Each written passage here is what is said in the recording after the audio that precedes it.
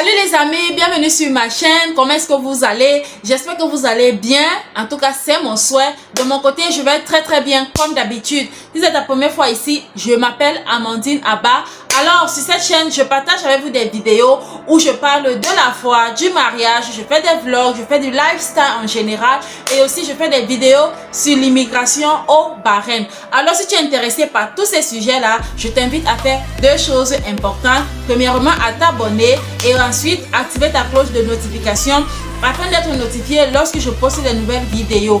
Et pour tous ceux qui sont juste de retour, bienvenue la famille.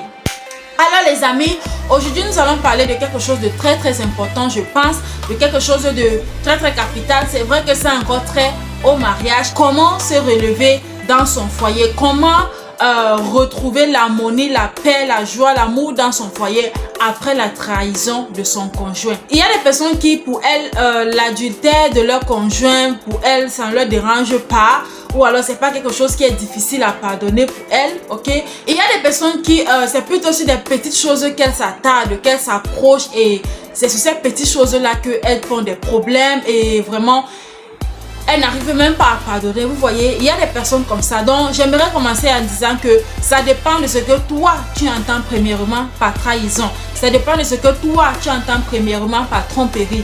Mais pour ce qu'il en est de cette vidéo, lorsque je parle de tromperie ici, je parle de, bien sûr, de découcher. Le fait que peut-être ton mari a découché, le fait que peut-être ton mari t'a trompé avec une autre femme, ok? C'est de ça que je parle dans cette vidéo. Il y a une servante de Dieu que je suis ici sur les réseaux sociaux et pendant un de ses séminaires, elle disait que selon elle-même, parmi les douleurs qu'une femme peut traverser dans sa vie, ça c'est comme la deuxième douleur, c'est la deuxième chose qui peut faire le plus mal à une femme après la perte d'un enfant. Est-ce que c'est possible de pardonner? Est-ce que c'est possible de passer l'éponge et aller de l'avant? J'aimerais déjà te dire que oui, c'est possible, ok? Oui, c'est possible. Et je dis que c'est possible parce que la parole de Dieu nous dit que rien n'est impossible à Dieu, ok? Aussi longtemps que Dieu est dans ton foyer, aussi longtemps que tu es un enfant de Dieu et que tu crois, je crois que c'est possible. C'est possible d'avancer, c'est possible de continuer dans ce foyer-là. Si tu décides de pardonner, c'est possible. Alors, j'aimerais commencer en disant que la première chose que moi, je pense qu'il faudrait faire, c'est déjà d'abord, premièrement, de chercher à savoir qu'est-ce qui a poussé ce dernier à te tromper. Qu'est-ce qui a poussé ton mari à faire ce qu'il a fait? Qu'est-ce qui l'a poussé à aller dans les bras d'une autre femme? Il est bien vrai, on ne peut pas justifier l'infidélité. On ne peut pas justifier le fait qu'un partenaire trompe sa partenaire. On ne peut pas justifier cela. Aucune raison n'est assez pour justifier un tel acte. C'est vrai. Mais maintenant, pour toi qui traverses cette situation, il est important de te poser ces questions. Il est important de te demander, mais qu'est-ce qui a bien pu pousser ce monsieur à faire ce qu'il a fait? Qu'est-ce qui a bien pu pousser mon mari à aller dehors? Qu'est-ce qui a bien pu pousser mon mari à faire X, Y, Z qu'il a eu à faire là? C'est important de le savoir et surtout lorsque cette personne a un cœur repentant. Ok, c'est-à-dire surtout lorsque tu apprends cela et que tu confrontes la personne et la personne a un cœur repentant et la personne te demande pardon, la personne s'excuse. Ok, il est important de chercher à savoir. Et peut-être dans le processus de chercher à savoir, tu vas peut-être te rendre compte que il y a peut-être des choses qu'il faut améliorer dans ton couple, il y a peut-être des choses qu'il faut refaire, ok? Il y a peut-être des choses qu'il faut revoir en fait. Comme je l'ai dit, aucune raison n'est assez pour justifier un tel acte, c'est vrai, je suis d'accord, ok? Mais dans le processus de chercher à savoir, mais pourquoi est-ce que tu as fait ça? Quand tu vas poser la question à la personne, mais qu'est-ce qui t'a bien poussé? Qu'est-ce qui t'a poussé à faire ce que tu as fait là? Dans ce processus-là, si tu es quelqu'un d'ouvert, si tu es quelqu'un qui veut vraiment comprendre les raisons qui ont bien pu pousser cette personne à le faire, tu vas te rendre compte qu'il y a peut-être des choses à améliorer. Il y a peut-être des points, il y a peut-être des domaines dans lesquels il faut peut-être améliorer, des domaines dans lesquels il faut travailler dans ton foyer et qui pourront vous aider à deux, ok? Donc c'est important. Dans le processus, quand la personne va te dire ce qui l'a poussé à le faire, la personne va peut-être te donner ses raisons et dans ces raisons-là, tu pourras peut-être voir que peut-être il y a quelque chose qui manque, il y a un ingrédient qui manque ou alors il y a un laxisme peut-être de ton côté, il y a peut-être, je sais pas, un caractère, il y a peut-être un aspect dans ton foyer sur lequel tu dois peut-être travailler, ok, ça va beaucoup vous aider, surtout si vous décidez de continuer, si vous décidez d'aller de l'avant, si tu décides de pardonner et de dire que bon voilà, tu veux que ton foyer marche. Il est important de chercher à savoir qu'est-ce qui a poussé cette personne à faire ce qu'elle a fait là, ok. Et la deuxième chose que je dirais qu'il est important également de faire, c'est quoi? C'est de chercher à guérir de cette blessure là. C'est de chercher à guérir. Et quand je parle de chercher à guérir ici, je veux dire prendre son temps, prendre le temps qu'il faut pour guérir, ok. Faut pas prétendre, ok, il faut pas prétendre, c'est-à-dire si ça s'est passé, bon voilà, peut-être 2 jours, 3 jours après, une semaine après, etc. Et puis bon, peut-être de temps en temps, les souvenirs reviennent dans ta tête. Quand tu penses à ça, ça te fait mal.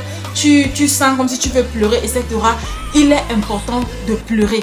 Il faut pleurer, ok? Il faut exprimer ces émotions-là, exprimer ces sentiments-là parce que c'est le processus de guérison en fait.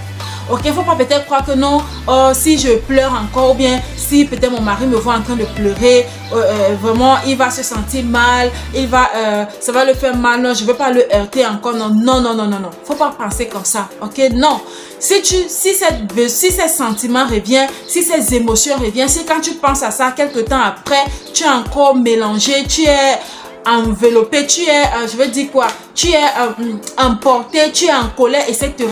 Exprime tes émotions sans toutefois réblâmer la personne, sans toutefois crier encore sur la personne comme si non, ok. Mais il est important d'exprimer ses émotions, il est important d'exprimer, de s'exprimer.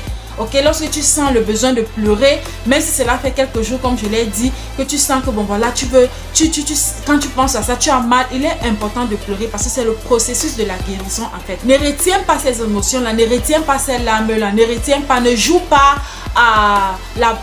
ne joue pas à la power woman, non, ne joue pas à quelqu'un qui est forte, ne joue pas à quelqu'un de fort, etc. Non, lorsque tu sens que ça ne va pas et que tu veux t'exprimer de cette manière-là, laisse couler ces larmes et pleure. Et aussi, je dirais que si tu sens que peut-être tu dois te libérer, peut-être tu penses que tu dois parler à une tierce personne, cherche donc quelqu'un de confiance, cherche quelqu'un dont tu as confiance, quelqu'un en qui tu sais que bon voilà, tu peux t'ouvrir, ok, et tu parles à cette personne-là. Peut-être en parlant à cette personne-là, ça va également te libérer. En parlant à cette personne-là, ça va également, ça va aussi faire partie du processus de guérison. Quand tu vas parler à cette personne-là pourra te réconforter. Cette personne-là pourra peut-être te donner aussi même un témoignage. Peut-être te dire qu'elle a traversé ça aussi et voilà comment elle a surmonté. Ah oui, parce que les foyers que nous voyons, les mariages que nous voyons là d'ailleurs, aucun mariage n'est parfait les amis. Aucun foyer n'est parfait.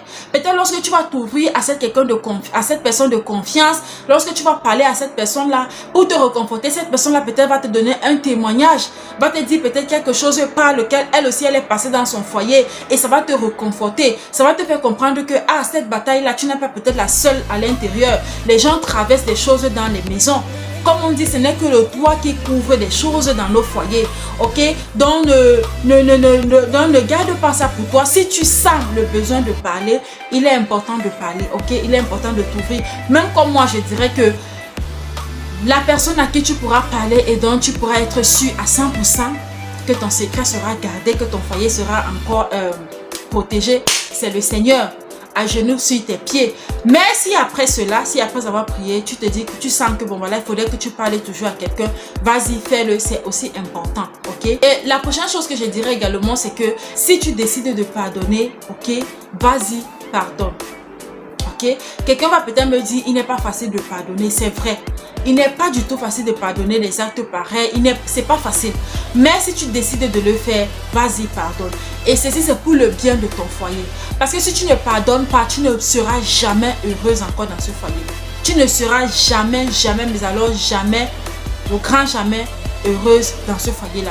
Donc, si tu décides de pardonner cet acte, si tu décides de pardonner ton époux, si tu décides de pardonner ce qu'il a fait, vraiment, pardonne et pardonne sincèrement.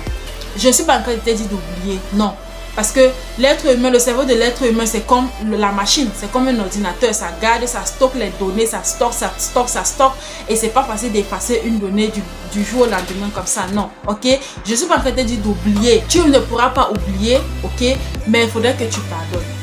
Même si cela va prendre le temps qu'il faut, il faut que tu pardonnes. Parce que si tu ne pardonnes pas, tu ne seras jamais en paix dans ton foyer, comme je disais. À moins de petites choses, tu vas toujours revenir avec ces souvenirs-là.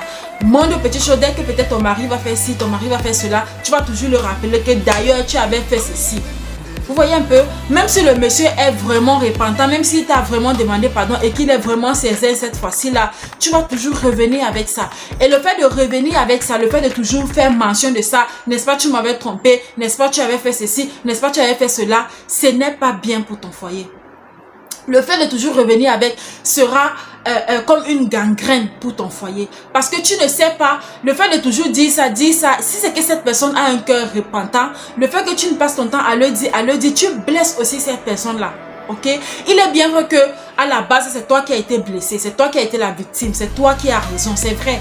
Mais à long terme, tu vas te retrouver en train de blesser aussi cette personne-là et ça ne sera pas bien pour ton foyer. Pour avoir a healthy marriage, ton mariage ne sera pas en santé en fait. Ok, ton mariage sera toujours malade, il y aura toujours des petits problèmes, toujours ceci, toujours cela. Et ça ne sera pas bien pour l'harmonie de ton couple. Donc si tu décides de pardonner, vas-y, pardonne. Pardonne et évite de toujours revenir avec cela dans les conversations.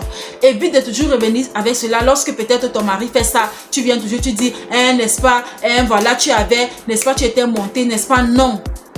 Évite de toujours revenir avec cela dans ton foyer. Ce n'est pas bien, ce n'est pas bien pour le bien de ton foyer. Évite de toujours revenir avec cela. Et aussi, il faut travailler pour améliorer l'intimité dans ton foyer. Vous savez, lorsqu'on parle d'intimité, les gens croient que l'intimité dans le foyer, c'est comme l'intimité de quand vous venez de vous rencontrer. Ça n'a rien à voir. L'intimité dans le foyer, les amis, c'est quelque chose d'intentionnel. C'est quelque chose qu'on fait de manière intentionnelle. C'est quelque chose qu'on décide de pratiquer. C'est quelque chose qu'on décide de faire. Parce que, laissez-moi vous dire que dans le foyer, si vous n'êtes pas intentionnel, si ce n'est pas de manière intentionnelle, l'intimité va mourir. Dans tout foyer, que ce soit dans un foyer, où il y a eu d'adultère ou alors dans un foyer où il n'y a pas eu d'adultère, c'est pareil. Après quelques années dans le mariage, etc., l'intimité dans un foyer, s'il n'est pas entretenu, il meurt. Donc, vous devez travailler pour entretenir et maintenir l'intimité dans votre foyer. C'est quelque chose de très, très important. Et c'est intentionnel, les amis. C'est intentionnel. Parce que ce n'est pas tout le temps que tu vas sentir comme si tu aimes. Non. Ce n'est pas tout le temps que tu vas sentir comme si... Donc, et pendant ces moments-là, il faudrait que tu sois intentionnel. Tu fais des petites choses qui comptent. Tu fais des petites choses qui sont importantes. Et ici, je ne parle plus qu'aux femmes seulement. Je parle aussi même aux hommes. Ok? Tu dois aussi être intentionnel, même toi, homme, pour que l'intimité revienne dans ton foyer. Surtout après des moments pareils. Pour que l'intimité revienne dans ton foyer, ça, c'est maintenant vous deux. Il n'y a plus que la femme. C'est maintenant vous deux, la femme et l'homme. Vous devez travailler ensemble pour que cette intimité-là puisse revenir. Et ceci sera impossible s'il n'y a pas la communication. Vous devez être des personnes qui communiquent, mais alors communiquent assez. Cultiver la communication dans le foyer, c'est important. Vous devez être des personnes qui communiquent, passer le temps à parler, vous communiquez, vous parlez. Et aussi, il faut éviter de faire des comparaisons. Évitez de comparer votre foyer au foyer du voisin ou de la voisine. Non. Comme j'ai dit, si tu as décidé de pardonner et que tu restes dans ce foyer, évite de faire des comparaisons. Ne passe pas ton temps à toujours comparer ton mari en disant « Oh, voilà, il m'a même trompé. Est-ce que le voisin a déjà eu à tromper sa femme dans sa vie? Jamais. Le voisin n'a jamais trompé sa femme. Tel machin, tel ceci. » Non, qu'est-ce que tu en sais? Tu n'en sais rien. Tu n'en sais rien. Donc, ne compare pas ton foyer au foyer de ta voisine. Ne compare pas ton foyer au foyer du voisin. Non. Évite de faire les comparaisons. Si tu es dans ce foyer et que tu veux que ça marche, vas-y, mets du tien. Mets du tien, mets le paquet, mets ce qu'il faut pour que ça puisse marcher et évite de toujours regarder au foyer des autres pour vouloir copier, pour venir faire le copier-coller dans ton foyer. Ça ne va pas marcher comme ça parce que les personnes ne sont pas pareilles. Ton mari est différent du mari de la voisine et ta femme est différente de la femme du voisin. Donc, ne fais pas le copier-coller. Tu compares. Quand tu vois que aujourd'hui le voisin a lavé les habits de sa femme, toi aussi tu prends les habits de ta femme, tu peux laver. Ou alors tu vois, aujourd'hui la voisine peut-être s'est coiffée comme ça. Son mari aime cette coiffure-là. Toi aussi tu dis que tu vas aller faire la coiffure-là. Peut-être ton mari n'aime pas cette coiffure. Peut-être la voisine va aller mettre une couleur de mèche sur sa tête, peut-être la couleur rouge. Toi aussi tu pars, tu dis que ok, comme elle a mis ça, je vais aussi mettre la couleur rouge sur ma tête. Et pourtant peut-être ton mari n'aime pas ça. Ok, donc ne fais pas le copier-coller comme je disais. Non, les foyers sont différents, les personnes sont différentes. Travaille, sois concentré plutôt sur ton foyer et cherche à voir comment est-ce que tu peux améliorer ton foyer pour que les choses marchent à merveille dans ton foyer. Et ça sera pour c'est pour le bien de ton foyer. Et ça, c'est pour ton bien, pour le bien de ton mari, pour le bien de votre foyer, en fait, pour le bien de votre maison. Ok? Donc, ne dis pas que tu vas commencer à comparer. Aucun mariage sur terre n'est parfait. Aucun mariage sur terre n'est parfait. Il y a un adage qui dit que l'herbe semble toujours verte de l'autre côté de la fenêtre. Mais lorsque tu te rapproches, tu te rends compte que c'est le gazon artificiel. Donc, faisons très attention. Si tu as décidé de rester dans ce foyer, si tu as décidé que tu veux avancer, que tu veux que les choses marchent dans ton foyer, eh bien, mets-y du temps. Mets ce qu'il faut. Fais ce qu'il faut pour que ça puisse marcher. Alors, c'est ce que je voulais partager avec vous aujourd'hui. Vous êtes libre de me dire ce que vous pensez en commentaire. Je serai contente de vous lire d'ailleurs. Merci d'avoir regardé cette vidéo jusqu'à la fin. Je vous vois dans ma prochaine vidéo. D'ici à là, prenez soin de vous et surtout que le Seigneur vous bénisse. Bye bye.